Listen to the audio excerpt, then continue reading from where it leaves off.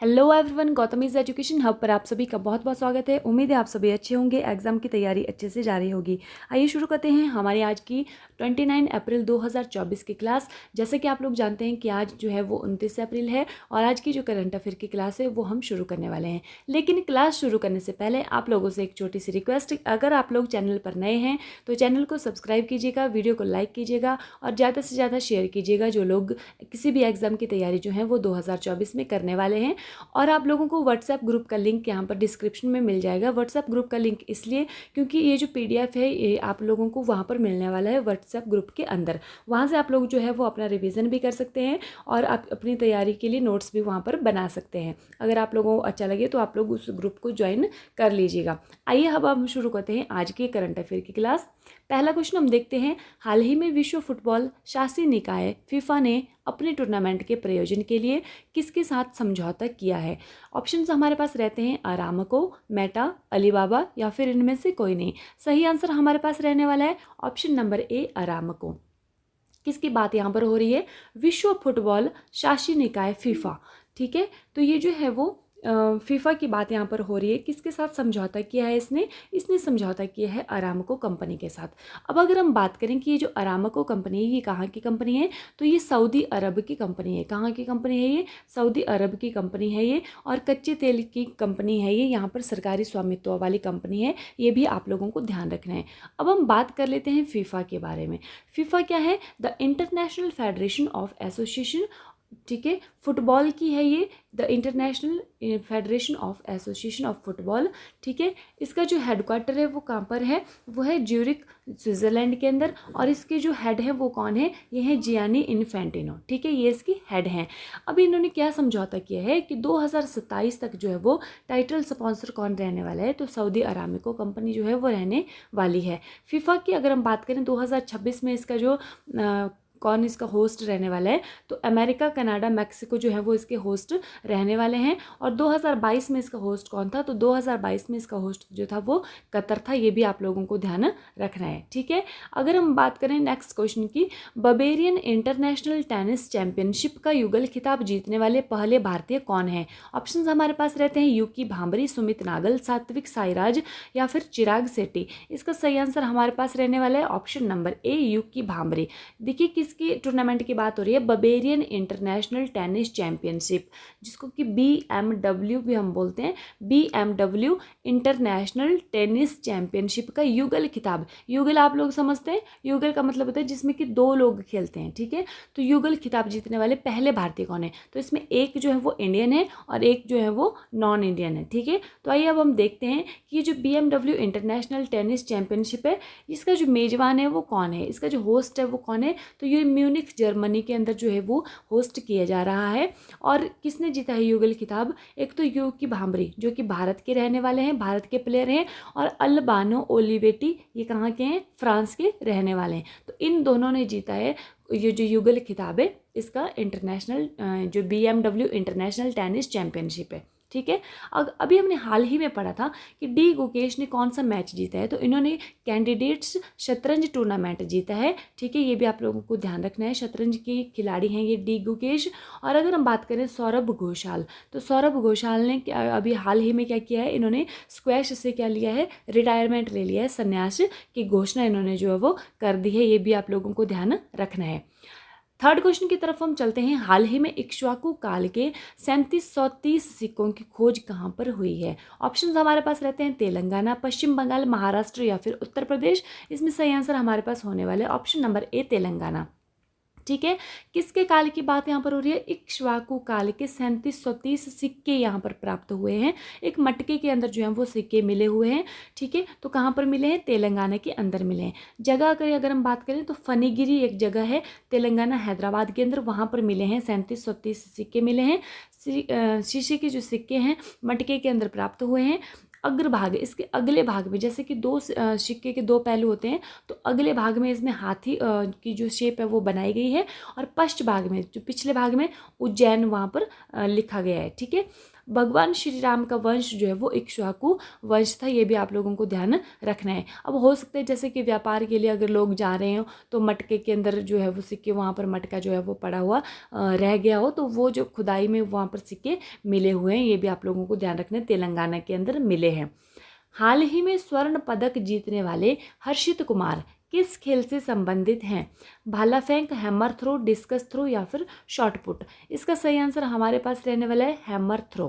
ठीक है, क्या जीता है इन्होंने? गोल्ड मेडल जीता है। ठीक है, नाम क्या है इनका? हर्षित कुमार। तो किस खेल से संबंधित है? हैमर थ्रो संबंधित है ये। ठीक है, कहाँ पर, कौन सी चैंपियनशिप हो रही है, कौन सी टूर्नामेंट हो रही है?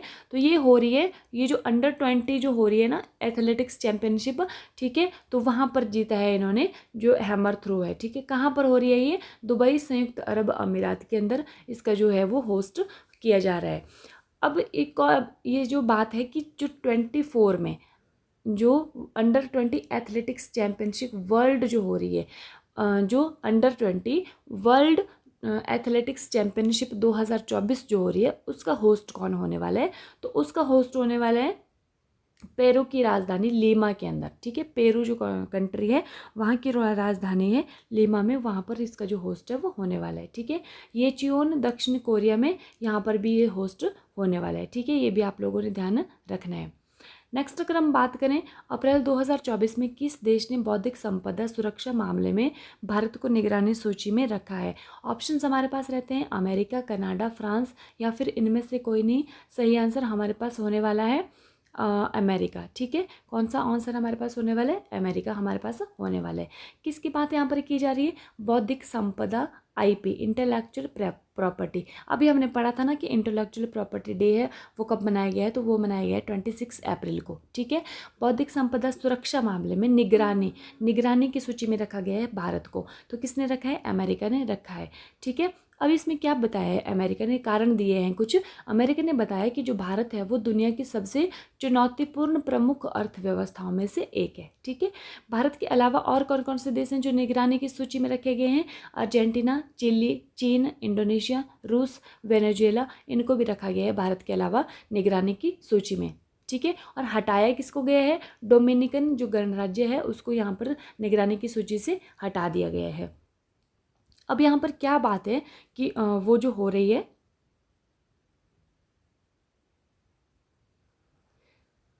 अब इन्होंने कहा है कि जो ऑनलाइन जो पायरेसी की जो उच्च दरें हैं वो यहाँ पर जो पाई गई हैं, और भारत में जो पेटेंट है वो आवेदकों को पेटेंट अनुदान प्रदान करने के लिए लंबी प्रतीक्षा अवधि का जो है वो सामना करना पड़ता है, और अपर्याप्त आईपी जो प्रवर्तन शामिल है इसमें, जिसमें कि ऑनलाइन चोरी की उच्च दरें, व्यापक ट्रेडमार्क विरोध, बैकलॉग और व्यापार रहस्यों की रक्षा के लिए अपर्याप्त कानूनी साधन जो है वो शामिल हैं। ये भी आप लोगों ने ध्यान रखना है, इसीलिए जो है वो निगरानी की सूची में इसको रखा गया है।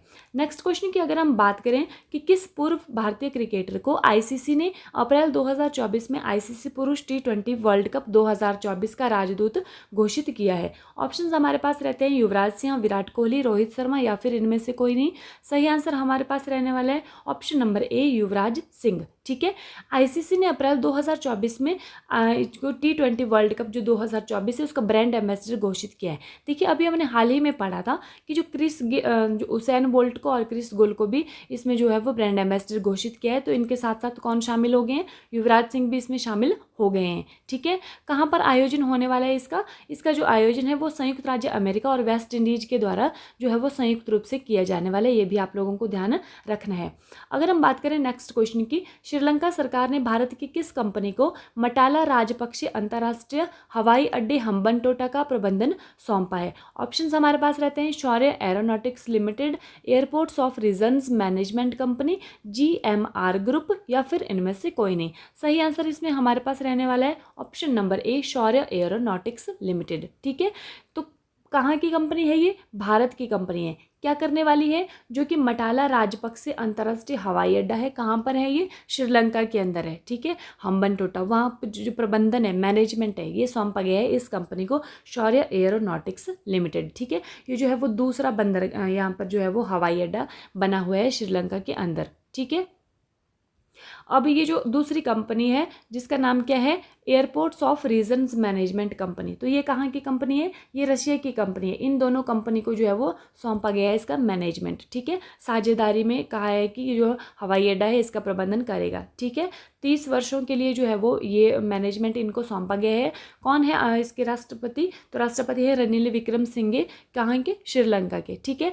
इसकी जो राजधानी है वो कौन सी राजधानी है, इसकी राजधानी है इसकी श्री जयवर्धनपुरे कोटे, ये भी आप लोगों को ध्यान रखना है। अभी हाल ही में अगर आप लोगों को याद हो, हमने एक द्वीप पढ़ा था, ठीक है, कच्चाथीवु द्वीप, तो वो कहाँ पर, श्रीलंका को दिया गया है भारत के द्वारा। कच्चाथीवु द्वीप जो है वो सौंपा गया है, ये भी आप लोगों ने याद रखना है। नेक्स्ट क्वेश्चन हम देखते हैं, सक्षम ऐप क्या है जो हाल ही में चुनाव आयोग के द्वारा लॉन्च किया गया है। ऑप्शंस है हमारे पास, बुजुर्ग और दिव्यांग मतदाताओं की मदद के लिए, बी आचार संहिता के दौरान उल्लंघन के लिए, महिलाओं के लिए, या फिर इनमें से कोई नहीं। सही आंसर इसमें हमारे पास रहने वाला है ऑप्शन नंबर ए, बुजुर्ग और दिव्यांग मतदाताओं की मदद के लिए, ठीक है। किसकी बात की जा रही है यहाँ पर, सक्षम ऐप की बात हो रही है। किसने लॉन्च किया है, चुनाव आयोग ने लॉन्च किया है, जो बुजुर्ग और जो दिव्यांग मतदाता हैं उनकी मदद के लिए। ये तो हमने पढ़ा हुआ है, ठीक है। अभी क्यों ये चर्चा में फिर से बना हुआ है, ये चर्चा में इसलिए बना हुआ है क्योंकि बेंगलुरु में जो चुनाव के दौरान जो है यहाँ पर बहुत सारे आवेदन जो है वो, यहाँ पर आवेदनों की बाढ़ आ गई है जैसे कि, ठीक है। तो वहाँ पर बहुत सारे आवेदन जो है 558 आवेदन वहाँ पर मिले हुए हैं, इसीलिए जो फिर से में चर्चा में रहा है ये वाला जो आयोग है, ठीक है। तो चुनाव आयोग ने बहुत सारे जो है वो ऐप अभी लॉन्च किए हैं। KYC know your candidate app launch किया है, ठीक है। सी विजिल ऐप जो है वो इसने लॉन्च किया है, और ये सक्षम ऐप लॉन्च किया है, ठीक है। तो इस ऐप जो है वो चुनाव आयोग के द्वारा सारे लॉन्च किए गए, ये भी आपको ध्यान रखना है। चुनाव आयोग की अगर हम बात करें तो इसके जो हेड हैं, कौन है वर्तमान में मुख्य चुनाव आयुक्त, राजीव कुमार हैं, ये भी आप लोगों को ध्यान रखना है। इंपॉर्टेंट रहने वाला है आपके 2024 के किसी भी एग्जाम के लिए, ये जो क्लास है वो बहुत ज़्यादा इंपॉर्टेंट है। क्वेश्चन नंबर 9 है, सुप्रीम कोर्ट किस मामले में EVM प्रक्रिया को वैध ठहराया है, सुप्रीम कोर्ट ने, ठीक है। सुप्रीम कोर्ट किस मामले में EVM प्रक्रिया को, EVM इलेक्ट्रो जो वोटिंग मशीन है हमारी, ठीक है, जो कि इलेक्शन के दौरान जो है यूज़ की जाती है, तो किसको वैध ठहराया है, ADR VVPAT उपयुक्त दोनों, या फिर इनमें से कोई नहीं। सही आंसर इसमें हमारे पास रहने वाला है ADR, ठीक है। ये जो ADR है, इन्होंने एक याचिका दायर की थी और उसको याचिका को खारिज किया है, और फिर जो है सुप्रीम कोर्ट ने कहा है कि जो EVM है ये जो है वो इसकी प्रक्रिया जो वैध है, लीगल है, ठीक है। अब ये जो ADR है ये क्या है, इसके बारे में हम देख लेते हैं। एसोसिएशन फॉर डेमोक्रेटिक रिफॉर्म्स, क्या नाम है इसका, एसोसिएशन फॉर डेमोक्रेटिक रिफॉर्म्स, ठीक है। ये एक संस्था है, इन्होंने जो है वो एक याचिका दायर की थी, ठीक है। अब ये केस क्या था, केस था एसोसिएशन फॉर डेमोक्रेटिक रिफॉर्म्स बनाम versus election commission of India and other, ठीक है। तो 2 जजों की बेंच बैठी थी, जिसमें कि कौन कौन से जज थे, जस्टिस संजीव खन्ना और दीपांकर दत्ता, 2 जज यहाँ पर शामिल थे, ठीक है। तो इन्होंने क्या किया है, इसके मामले में फैसला सुनाया है। अब इन्होंने कहा है कि भाई अब ये जो क्या याचिका इन्होंने दायर की थी, इन्होंने याचिका दायर की थी जो EVM का यूज़ होता है, या तो उसको पूरी तरह से बंद किया जाए या फिर उसमें बहुत सारे जो हैं वो सुधार किए जाएं, ठीक है। इसमें क्योंकि जब भी कोई वोटर जो है वो वोट वहाँ पर देता है, तो जैसे ही वोट देता है वहाँ पर एक जो पर्ची है VVPAT करके जो पर्ची निकलती है वोटर का, वहाँ पर जो बायोडाटा निकलता है, तो उन्होंने कहा था कि अगर यहाँ पर मान लीजिए उसमें अगर कोई ऐसी गलती पाई जाती है तो वोटर को अधिकार है कि वो फिर से अपने मतदान की जो मांग कर सकते हैं, ठीक है। अब उसको वहाँ पर फ़ोन कॉल के जरिए ही अपना वोट जो है सुनिश्चित नहीं करेगा, बल्कि वो फिर से जो है वो अपना मतदान की मांग भी कर सकते हैं, और उसको एक जो है वो और सहायता वहाँ पर प्रदान की जानी चाहिए वोटिंग के लिए, ठीक है। अगर उसका वोट सुनिश्चित नहीं हुआ है तो इसको खारिज किया है इन्होंने, जो कौन है, सुप्रीम कोर्ट है। उन्होंने कहा है कि जो EVM है वो लीगल है, ठीक है, और 2 यहाँ पर इन्होंने सुझाव दिए हैं, इसके साथ इसको जो है वो अपनाया जाना चाहिए, ऐसा इन्होंने कहा है सुप्रीम कोर्ट ने, ठीक है। अगर हम बात करें ये जो EVM है, EVM का जो देखिए पहली बार यूज़ कब हुआ था, 1979 में। ये जो electronics corporation of India limited है, इसके द्वारा हैदराबाद द्वारा चुनावी प्रक्रिया में मतपेटी को बदलने के लिए इसको विकसित किया गया था, और मई 1982 में केरल के आम चुनाव में पहली बार EVM का इस्तेमाल हुआ था। ये भी आप लोगों को ध्यान रखना है, क्योंकि जो है वो 2024 में आपके किसी भी एग्जाम में ये जो इलेक्शन कमीशन है या फिर जो चुनाव है, लोकसभा के चुनाव है, ये बहुत ही ज़्यादा चर्चा में रहने वाले हैं। तो इसीलिए आपको ये क्वेश्चन भी बहुत ज़्यादा इंपॉर्टेंट है, वेरी वेरी इंपॉर्टेंट है, ठीक है, VVIMP वेरी वेरी इंपॉर्टेंट है। तो पहली बार इसका चुनाव जो EVM है इसका यूज़ कहाँ पर किया गया था, तो ये किया गया था 1982 केरल के आम चुनाव में, ठीक है। 2004 में फिर इसका जो देश के सभी 543 संसदीय निर्वाचन क्षेत्रों में EVM का उपयोग किया गया था, ये भी आप लोगों को ध्यान रखना है। क्वेश्चन नंबर 10, हाल ही में स्वर्ण उद्गार के कारण चर्चा में रहा माउंट एरेबस ज्वालामुखी कहाँ पर स्थित है। ऑप्शंस हमारे पास हैं अंटार्कटिका, आइसलैंड, मैक्सिको या फिर इनमें से कोई नहीं। सही आंसर हमारे पास रहने वाला है ऑप्शन नंबर ए अंटार्कटिका, ठीक है। किसकी बात यहाँ पर हो रही है, स्वर्ण उद्गार की बात हो रही है। ज्वालामुखी है माउंट एरेबस ज्वालामुखी, अंटार्कटिका की में स्थित है माउंट एरेबस। यहाँ का जो है वो सबसे ऊंचा ज्वालामुखी पर्वत है अंटार्कटिका का, कौन, माउंट एरेबस ज्वालामुखी। स्वर्ण उद्गार से हम क्या समझते हैं, स्वर्ण मीन्स गोल्ड, उद्गार मीन्स जो वहाँ पर ज्वालामुखी से जब फटता है तो वहाँ पर जो चीज़ें निकलती है उसको हम बोलते हैं उद्गार, ठीक है। तो अब देखिए यहाँ पर गोल्ड निकलता है इस ज्वालामुखी से, तो इसीलिए इसको स्वर्ण उद्गार कहा गया है, ठीक है। गोल्ड निकलता है, कितना गोल्ड निकलता है, 80 ग्राम गोल्ड जो है वो हर दिन जो है वो यहाँ पर उद्गार होता है, ठीक है। अंटार्कटिका का है ये सबसे ऊंचा सक्रिय ज्वालामुखी है ये। अब ये जो अंटार्कटिका महाद्वीप है इसको जो है वो श्वेत महाद्वीप का नाम से जाना जाता है, और ये जो है वो समर्पित है किसके लिए, साइंटिस्ट के लिए समर्पित महाद्वीप है ये पूरा का पूरा, वहाँ पर रिसर्च करने के लिए ये समर्पित है, ठीक है। इंडिया के वहाँ पर जो है वो मिशन चलाए गए हैं। कौन कौन से मिशन जो है वो इंडिया की यहाँ पर, 3 मिशन जो है वो इंडिया के यहाँ पर चलाए गए हैं। एक जो है वो बंद हो गया है और 2 जो है वो चले हुए हैं, भारती, मैत्री और दक्षिण गंगोत्री, ठीक है। तो ये यहाँ पर चलाए गए हैं। सबसे ऊंची चोटी जो है वो माउंट विंसन मैसिफ है यहाँ की अंटार्कटिका की, ठीक है। दक्षिण गंगोत्री, भारती और मैत्री में से कौन सा जो है वो बंद हो गया है, वर्तमान में कार्य नहीं करता है, ये आप लोगों ने कमेंट करके मुझे बताना है, ठीक है। अब हम देख लेते हैं पीछे वाली क्लास का रिवीजन। पहला क्वेश्चन, प्रतिवर्ष किस तिथि को विश्व बौद्धिक संपदा दिवस मनाया जाता है, तो 23 अप्रैल, 24 अप्रैल, 25 अप्रैल या फिर 26 अप्रैल। इसका सही आंसर हमारे पास रहने वाला है 26 अप्रैल। इंटेलेक्चुअल प्रॉपर्टी डे की अगर हम बात करें, विश्व बौद्धिक संपदा दिवस, तो ये मनाया जाता है 26 अप्रैल को, ठीक है। पेटेंट कितने वर्षों के लिए दिया जाता है, 20 वर्षों के लिए, ठीक है। RBI ने अप्रैल 2024 के महीने में किस बैंक पर ऑनलाइन या फिर मोबाइल बैंकिंग चैनल के माध्यम से नए ग्राहकों के खाते जोड़ने पर जो है खाते खोलने पर रोक लगा दी गई है, तो कोटक महिंद्रा बैंक, ठीक है। पढ़ा था हमने कि आपको ना ही कोई नया ग्राहक जोड़ना है और ना ही आपको कोई नया क्रेडिट कार्ड जारी करना है, RBI ने गाइडलाइन इनको दी है, ठीक है। अप्रैल 2024 में किसके द्वारा लेवल 6 की श्रेणी में हल्के वजन की बुलेट प्रूफ जैकेट तैयार की है, तो किसने, DRDO ने की है, ठीक है। नेक्स्ट, अंतर सरकारी वार्ता समिति INC4 का चौथा सत्र कहाँ पर हुआ है, तो कहाँ पर हुआ है, ये हुआ है कनाडा के अंदर, ये भी आप लोगों को ध्यान रखना है। नेक्स्ट, 26वीं विश्व ऊर्जा कांग्रेस जो है वो कहाँ पर आयोजित की गई है, तो ये नीदरलैंड में रोटरडम में की गई है, ये भी आप लोगों को ध्यान रखना है। अप्रैल 2024 में प्रसिद्ध हस्ती सुधीर कक्कड़ का निधन हुआ है, इनकी ख्याति किस रूप में थी, तो ये मनोविश्लेषक थे, ये भी आप लोगों को याद रखना है। अप्रैल 2024 में किसे भारतीय कुश्ती महासंघ WFI के एथलीट के जो है वो अध्यक्ष चुना गया था, तो ये नरसिंह यादव को चुना गया, ये भी आप लोगों को ध्यान रखना है। सुरक्षा मामलों के लिए जिम्मेदार उच्च पदस्थ अधिकारियों की 12वीं जो अंतर्राष्ट्रीय बैठक है वो कहाँ पर आयोजित की गई थी, तो कहाँ पर आयोजित की गई थी, ये की गई थी सेंट पीटर्सबर्ग में। हमारे यहाँ से सुरक्षा सलाहकार कौन गए थे, अजीत डोभाल जी ने यहाँ पर जो है वो भाग लिया था। क्रिस्टल मेज 2 मिसाइल किस देश से संबंधित है, तो ये भारत से संबंधित है, ठीक है। हाल ही में किस देश ने यूक्रेन को सैन्य सहायता प्रदान करने के लिए विदेशी सहायता विधेयक पारित किया है, तो ये किसने किया है, ये किया है अमेरिका ने, ये भी आप लोगों को याद रखना है, ठीक है। इसी के साथ हमारी आज की जो क्लास है वो समाप्त होती है। क्लास देखने के लिए आप लोगों का बहुत बहुत धन्यवाद। अगर आप लोग चैनल पर नए हैं तो चैनल को सब्सक्राइब कीजिएगा, वीडियो को लाइक कीजिएगा, ज़्यादा से ज़्यादा शेयर कीजिएगा, ठीक है। आप लोग वीडियो को शेयर नहीं करते हैं ज़्यादा से ज़्यादा, इसलिए जो है वो कम से कम सब्सक्राइबर होते हैं और कम से कम व्यूज़ जो हैं वो वीडियो पर आते हैं। तो प्लीज़ आप लोगों से रिक्वेस्ट है कि इसको ज़्यादा से ज़्यादा शेयर कीजिएगा, ठीक है। खुश रहिएगा, अपना ख्याल रखिएगा। Thank you and have a nice day.